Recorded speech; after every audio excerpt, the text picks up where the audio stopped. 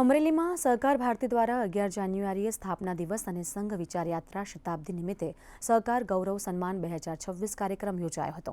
IFFCO chairman દિલીપભાઈ સંઘાણીના હસ્તે 100 વર્ષ પૂર્ણ કરનાર સહકારી સંસ્થાઓનું સન્માન કરાયું હતું, જેમાં 116 વર્ષ પૂર્ણ કરનાર અમરેલી મધ્યસ્થ સહકારી બેંક સહિત અનેક મંડળીઓને મોમેન્ટો આપી નવાજવામાં આવી હતી।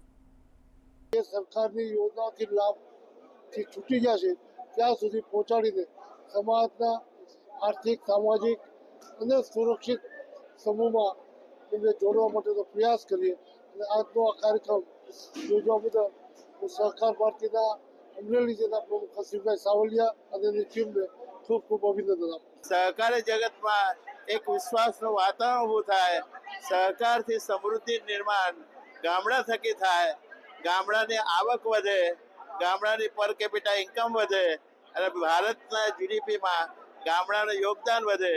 એના માટે જન આંદોલન, જન પ્રશિક્ષણ કરવા માટે આ અભિયાન સહકાર ભારતી દ્વારા પૂર્ણ ગુજરાતની અંદર 100 વર્ષ જૂની સંસ્થાના સન્માનના ઉપક્રમે ગોઠવવામાં આવે છે।